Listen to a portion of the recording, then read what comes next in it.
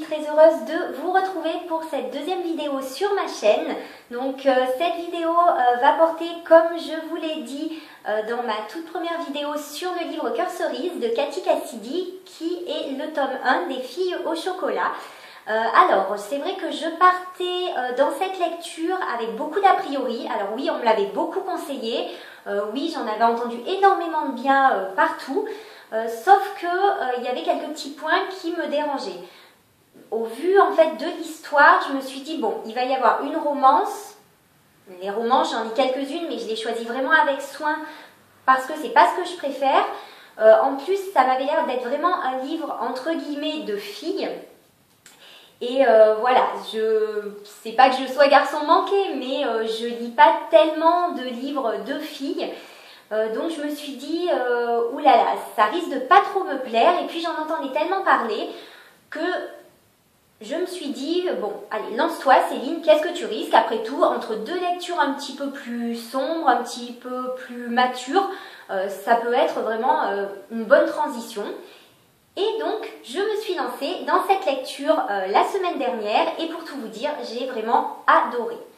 Et dans ce livre, j'ai tout adoré, donc ça a été une grosse surprise parce que finalement, je commençais cette lecture en ne m'attendant pas à grand chose, voire à rien, et j'ai été agréablement surprise. Ça a été une très belle découverte. Donc j'ai aimé les personnages, plus particulièrement le personnage de Chéri, donc heureusement parce que comme c'est le personnage principal, si je ne l'avais pas aimé, ça aurait posé un petit problème. J'ai aimé le fond de l'histoire, j'ai même aimé la romance, c'est pour vous dire, oui, j'ai aimé la romance. Donc voilà, je suis ressortie de cette lecture enchantée. Donc je pense que tout le monde connaît l'histoire, mais je vais quand même faire un petit rappel. Donc on suit Chéri, une adolescente de 13 ans qui vit seule avec son père et qui va déménager dans une autre ville pour aller vivre avec la nouvelle compagne de son papa, Charlotte, et ses 4 filles. Alors, au niveau du personnage de Chéri, c'est vrai qu'elle m'a tout de suite plu parce que je me suis un petit peu reconnue en elle au même âge. C'est une jeune fille un peu mal dans sa peau qui se cherche, bon, comme beaucoup d'adolescents ou d'adolescentes à cet âge-là, mais c'est surtout une jeune fille qui a une imagination débordante, c'est-à-dire qu'elle est toujours en train d'inventer sa vie, elle est toujours en train de s'inventer un passé, de s'inventer vraiment une vie plus belle que celle qu'elle pense avoir actuellement. Alors ça lui pose pas mal de problèmes parce qu'elle croit peut-être qu'en fait, en racontant ce genre d'histoire, elle va paraître plus intéressante aux yeux des autres et finalement, en fait, surtout dans son ancienne ville et son ancienne école, tout le monde sait qu'elle ment, tout le monde sait qu'elle raconte des histoires et finalement, elle est plus rejetée qu'acceptée. Donc c'est dommage parce qu'en plus, elle ne ment pas dans le seul but, voilà, de mentir.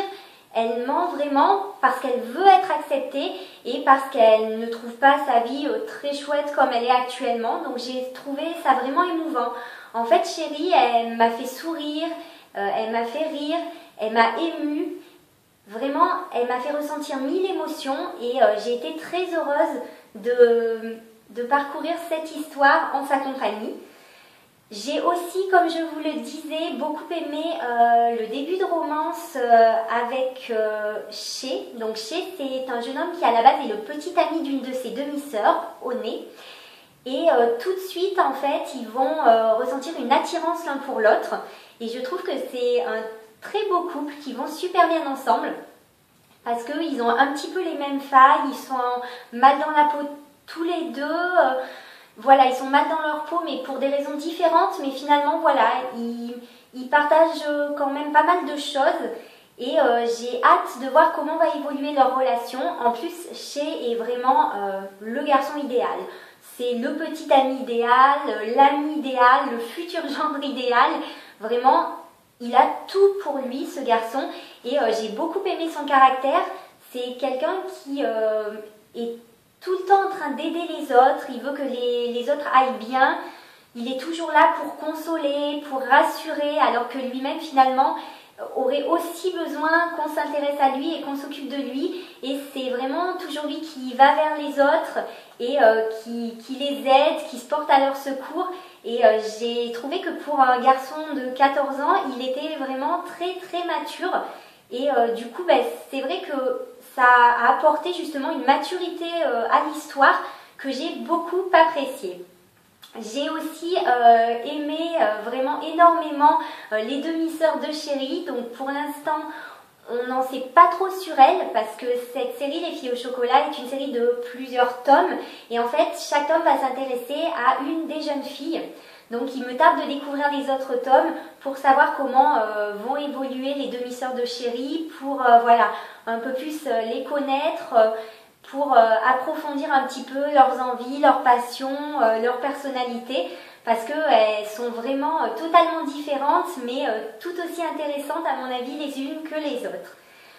Donc vous voyez, j'ai vraiment tout aimé dans ce livre, je trouve même pas de points négatifs. Alors c'est vrai que c'est un livre quand même très jeunesse, voilà, parfois un peu naïf, parfois un peu fleur bleue, mais ce qui m'a aussi beaucoup plu, c'est que au-delà de la légèreté du livre, au-delà de sa fraîcheur, l'auteur arrive à aborder quand même des problèmes qui sont assez sérieux, des problèmes souvent liés à l'adolescence, ou à l'âge adulte aussi, comme la perte d'un parent, le divorce, l'intégration dans une famille recomposée. Tout ça, c'est des thèmes pas faciles à aborder, et c'est vrai que souvent dans ce genre de livre, on aborde plutôt les problèmes de cœur des ados que des sujets aussi sérieux. Et voilà, même si les sujets ne sont pas non plus fouillés à fond, ça reste un livre voilà, léger, pas prise de tête. J'ai trouvé quand même que c'était bien d'aborder ces sujets-là parce que ça amène une réflexion et ça donne une autre dimension au livre. Donc moi j'ai beaucoup apprécié, puis on voit que tout n'est pas tout beau, tout rose. C'est un peu ce que j'avais peur en commençant la lecture de ce livre.